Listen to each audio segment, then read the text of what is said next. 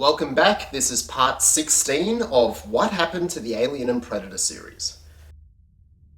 The Predator, directed by Hawkins. You know, outside of it being a funny bit of trivia that the guy from the original movie has now written and directed this new one, I was actually really excited to hear that Shane Black had come aboard this new movie. I think Black is one of the better writer-director combos working today, so seeing him involved in this project sounded like a sure thing to me. And with a screenplay by Black and Fred Decker, the writers of the Monster Squad, mate, I was sold. Wolfman's got nards! Come on! And you know, I started off not just liking this movie, but loving it. I went in with the mindset that it wasn't going to be the original Predator, which was actually a genuinely suspenseful thriller. I went in expecting a Shane Black movie. This is the guy who was behind Lethal Weapon, Kiss Kiss Bang Bang, and The Nice Guys after all. So I was expecting a funny action comedy, and the first half of this movie was really delivering on this. I've heard people complain that this movie has too much humour, but I really disagree. This isn't like Alien Resurrection, where the dark, Lovecraftian, Dune-like horror series of Alien was turned into a complete farce. From the beginning, the Predator series has always had a sense of humour. This is the movie where Dutch pinned a guy to a post with a knife and said, "Stick around," after all. Yeah. Stick around. And if there's one thing that Black has always excelled at in his movies, it's character chemistry. All of the actors in this movie were just perfectly cast for their roles. All the characters have clearly defined, well-rounded and fleshed out personalities, and all with their own little unique quips and quirks. And there's a lot of just funny one-liners in this movie. It's not a predator, that's a sports hunter. Well, we took a vote. Predator's cooler, right? Fuck yeah. Plus, with our lead characters being a bunch of psychologically troubled veterans, it becomes clear that the humour and camaraderie is being used to mask underlying pain and trauma, which lends them at least some depth. And I guess on a more superficial level, some of the action is fun too.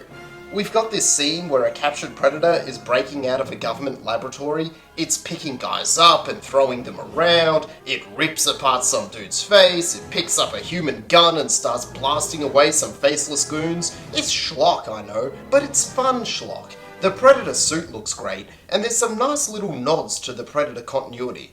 Casting Jake Busey as Peter Key's son, well, that was a nice touch, I guess, even if it didn't really add anything to the movie. Though I don't know how AVP is still canon when the Alien prequels pretty blatantly contradict them.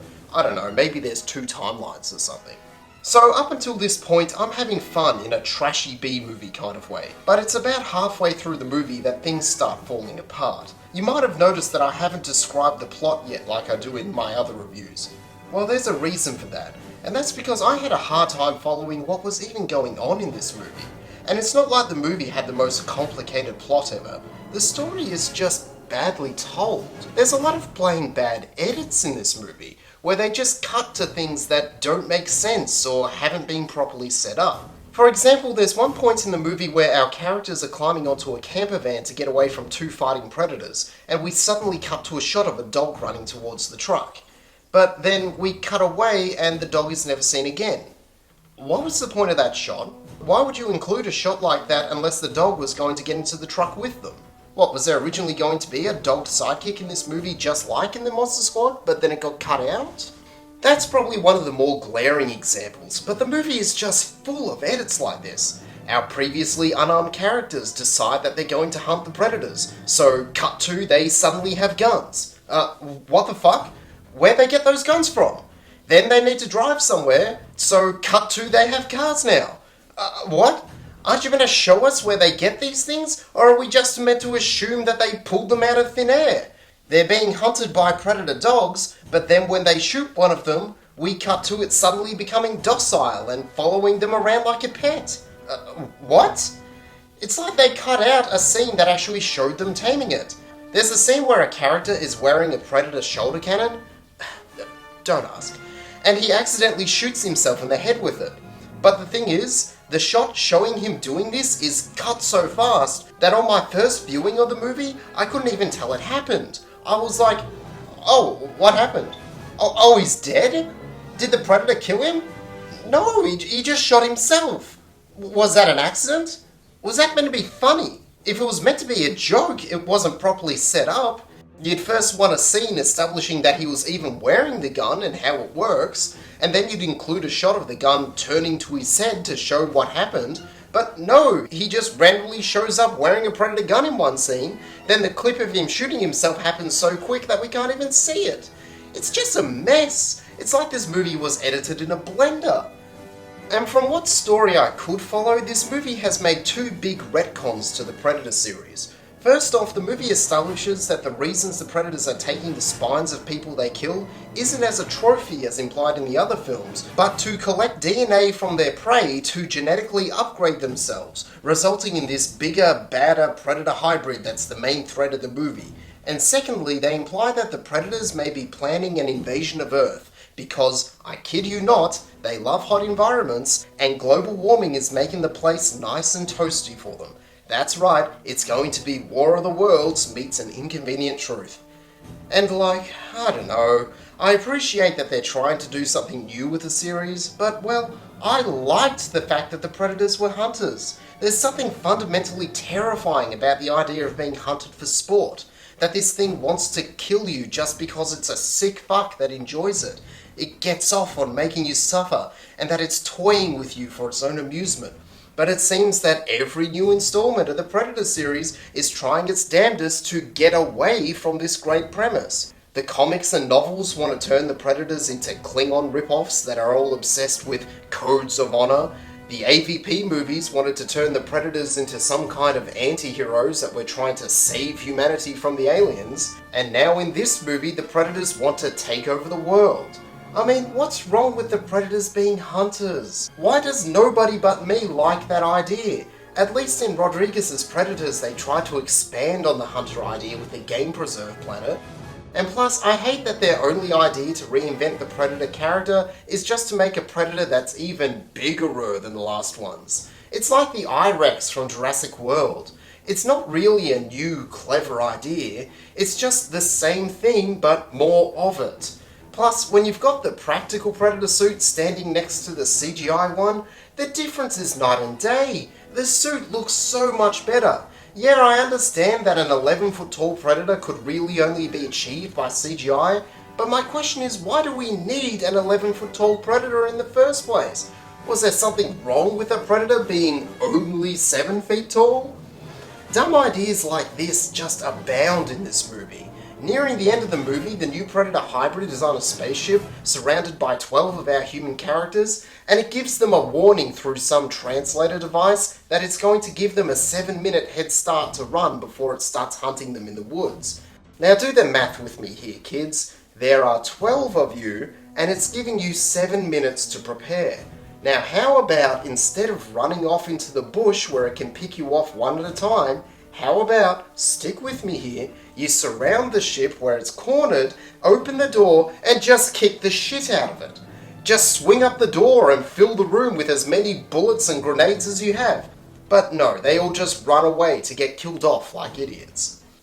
And then finally you've got the ending. Turns out there was a good Predator, again with the hero Predators, that was bringing a pod to Earth that contained something to help humanity fend off the pending Predator invasion. See, that's why it was getting into a fight with the big upgrade Predator who was coming to stop it. And in the big twist ending, the characters open up the pod and it turns out to be an Iron Man suit. No, seriously, it's like a suit of Predator armor that defies the laws of physics by warping out to wrap around the human body with shitty CGI. And it's like, oh no. I mean, firstly, that was your big MacGuffin, one suit of armor. That's how you're going to stop a Predator invasion, with one single suit of armor. Seriously, there's going to be an army of Predators and you're going to stop them with one goddamn power suit. But secondly, and more to the point, it's just a pathetic piece of sequel bait, teasing the idea of taking the Predator series into some kind of Avengers knockoff superhero franchise. And it's like... You know, if I wanted to watch the Avengers, I'd watch the Avengers. I watch a Predator movie because I want to see a hunt. Not some second-tier bullshit knockoff version of Marvel. It's just a complete mess. What the fuck happened to this movie? You know, the title of my show is What Happened to the Alien and Predator series, but guess what? This time, I actually know what happened to this movie. And hang on tight, because I'm going on a rant. See, the Predator here is just the latest victim of a practice in Hollywood which I call death by focus group testing. Over the last few years, Hollywood has been increasingly using focus groups to design their movies, and it's just ruining their films. It's what happened to the Thing prequel, to I Am Legend, to Fantastic Four, to Solo, to Suicide Squad, to Justice League, and going back a bit, to Alien 3. See, what happens is late in a film's production, the studio shows a rough cut of the movie to what is called a test audience. Basically, they pull in random people off the street, stick them in a theatre, and screen them an early version of the movie. And of course the test audience hates what they see, because the movie isn't finished yet. I mean, the movie still has unmixed sound, temp music, and title cards that say visual effects to be inserted here. They're watching an incomplete version of the film, so should it really be a shock that they don't like it? So the studio then surveyed this test audience as to what they thought of the movie, and based off their reactions, the studio then forces the director to make last-minute changes to the movie. Now, anyone with half a brain would realise that getting random idiots off the street to tell you how to make your movie is a terrible idea. The first problem is that focus groups are subject to all kinds of biases that make them unreliable. There's selection bias, where the results of your survey are going to change based off what kind of people you decide to focus test. Like, you're going to get a different answer from surveying a group of 13-year-old boys than you would a group of 40-year-old women. There's small sample size bias, because how the fuck is a test audience of 12 people supposed to accurately represent the potentially thousands of people who will go see the movie?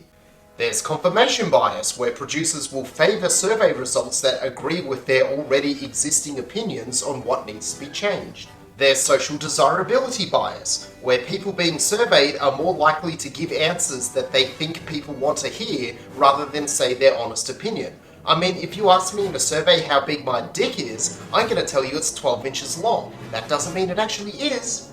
And heck, even depending on the way you phrase a question in a survey can vastly change a person's answer.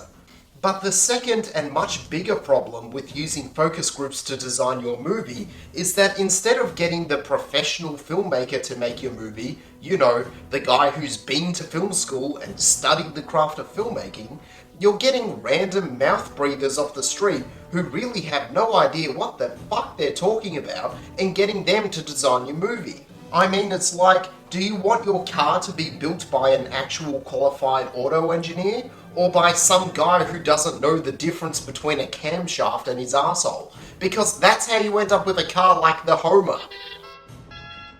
And it turns out in the case of the Predator, the entire third act was reshot based off one of these test screenings. And so because of this, the planned ending was thrown out at the last minute to be replaced by some rushed botched job that was just to appease the focus groups. That's why the CGI looks so bad. It's not because the CGI artists aren't talented enough or didn't have enough money, it's because these last minute changes forced them to do what would normally be a year's worth of work over just a couple of months, so it comes out rushed. It's why the final fight scene is so lackluster, because they didn't have the time to rehearse any kind of complex fight choreography. It's why the editing is so bad, because the movie is awkwardly jumping back and forth between the original footage and what was mandated by the reshoots. It's why the story makes no sense, because whatever the original planned and foreshadowed path that the movie was supposed to be going down has been thrown out. Now, the apologetic reaction would be to say to me, hey, for all you know, the original cut of the movie was terrible. Heck, it might have been even worse. Maybe the reshoots were as a result of a last-ditch effort to save the film. Well, here's a better idea. How about you take that time and money that would have gone into focus groups and reshoots and instead give that to the director so he can continue editing and polish the existing movie? I believe it was John Carpenter who said that the biggest difference between a good movie and a bad movie is how much time you give the director in editing. Hell, Star Wars was a movie that was saved in the edit. You ever see the rough footage from that movie? It's terrible.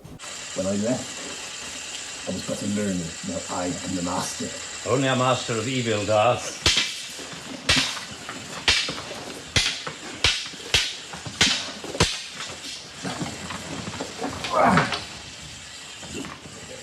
But the difference is that they kept on editing the movie until it was watchable, instead of throwing in the towel and reshooting the whole thing.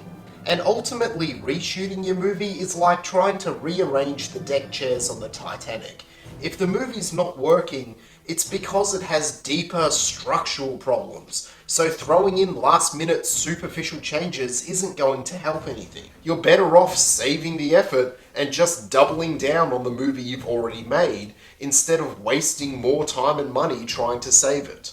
So if it's obvious focus groups are a terrible idea, why do movie studios keep on doing this? Well, the reality is filmmaking is an art, not a science. You can't measure or weigh or mathematically prove what makes for a good movie. It's not objective, it's subjective.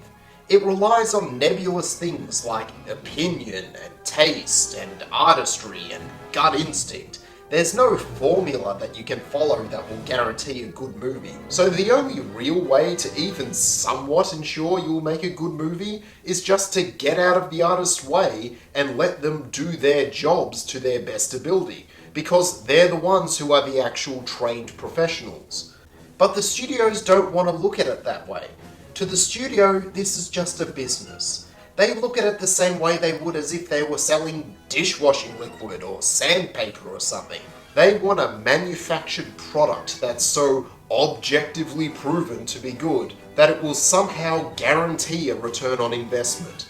And so they demand that the filmmakers follow this made-up bullshit, which only results in a formulaic, weak, pathetic movie that's long since had any of its balls cut off.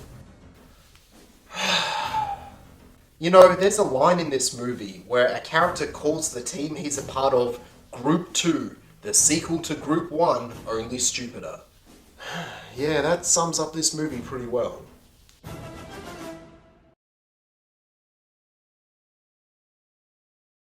Oh, one more thing. Was I drunk back when I reviewed Predators? I rewatched that movie again recently and fuck, it was good. God, I must have had a bug up my ass when I first saw it.